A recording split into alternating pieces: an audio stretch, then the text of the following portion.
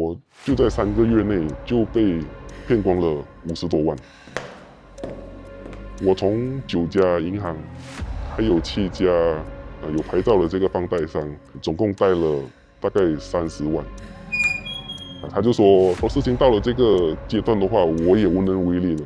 我是你的话，我就会去找一个地方自我了结。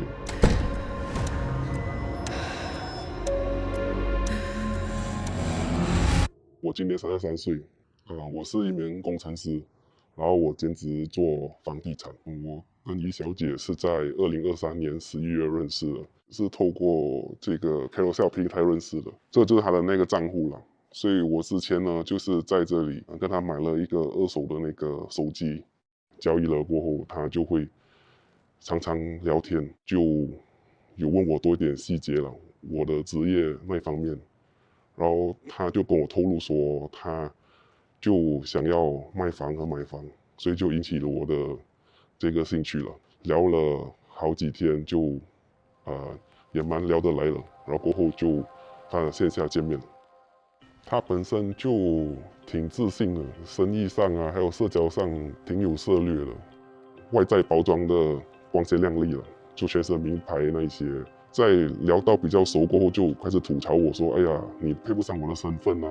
我跟他就没讲明了，就是没有在字句上确定这个恋人关系。可是每天那些形影不离啊。他说他有从事投资2手名表、名牌包包那些的生意，他只是破例要把我带进来，提拔我之类的。我可能当时的感受是有点自卑吧，因为我本身其实也是一个打工族嘛，也是有一点激励了。他一开始过后就大概有套我的底啊，大概就说我有多少那个存款，他就发觉其实我没有想象中的有钱，就慢慢引导我去银行贷款，还带我去有牌照的这些放贷商，他亲自带我下去，然后过后他感觉跟那些放贷商的人都挺认识的，对方的职员甚至还问说：“哎，你上周也是带了那个人来，借了多少？”他说基本上他的朋友或者客户都在这里贷款。我就说我有疑虑了，而且我就说到时要还账的话怎么样呢？他就说不用担心，他会帮我垫付每个月的这个还款。他在大概几天内就可能死缠烂打似的，所以我就半推半就上钩了。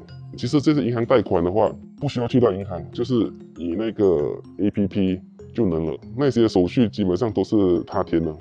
我从9家银行，还有7家有牌照的放贷商，总共贷了大概30万。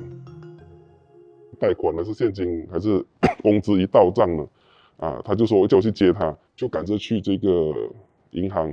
一看到有电视的话，他就戴上那个墨镜。慢慢那个时候我就觉得有点可疑了。我当时可能精神状态也是挺累的嘛，就是也是挺容易被他说服了。然后过后我心里是如果还有疑虑的话，他要说如果您不继续贷的话，我的话就不能帮你还你现在要到期的贷款。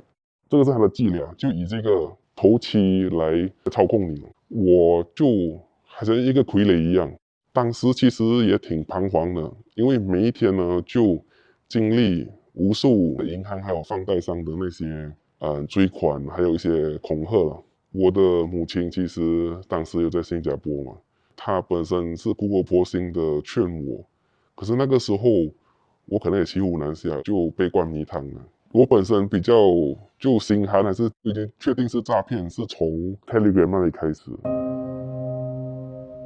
在尾声我也醒悟了，就觉得我被诈骗了。过后我其实有翻回那些记录，就截图了，收集那些证据了。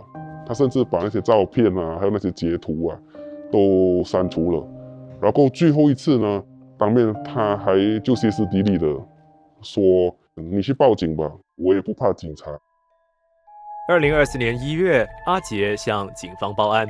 根据他提供的联络方式，联合早报记者尝试联系伊小姐，但发现她的电话已无法接通 ，Carousell 账号也查无此人。据警方透露，这起案件至今仍在调查中。警方将这起案件归类为欺诈，而非一般的诈骗。从法律角度来看，欺诈和诈骗究竟有何区别呢？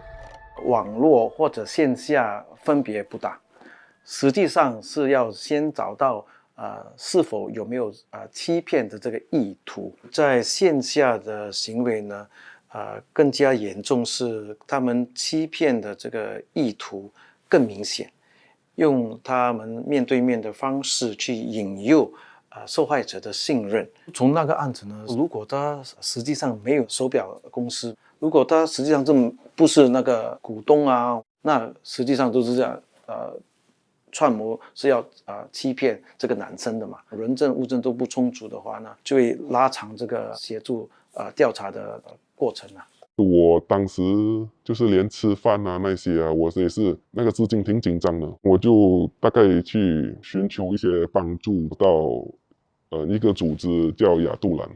当时的他非常迷茫，我们就先帮他跟贷款商谈一个偿还的计划，让他能够在他能力范围内还清那些债务。我们向Credit Counseling Singapore 寻求帮助，因为他的情况非常特殊，然后债务非常庞大，如果不及时帮助他的话，他可能导致会破产。所以我们当时就特别去邀请他们帮我们看一下是否能够通融跟银行谈，看做出一个方案给他。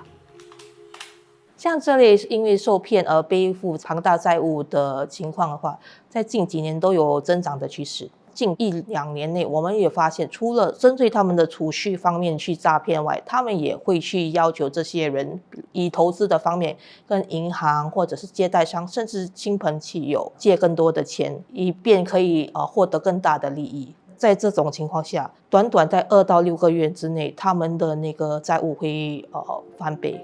最高的话，下班过后啊，可能就打了15份工嘛。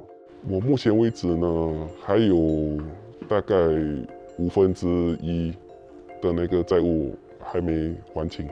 如果是在这个网络发达的时代，别人就跟你说赚钱容易啊这些啊，反而是要更加警惕。世界上是没有不劳而获的事，贪心往往会带来一个大损失。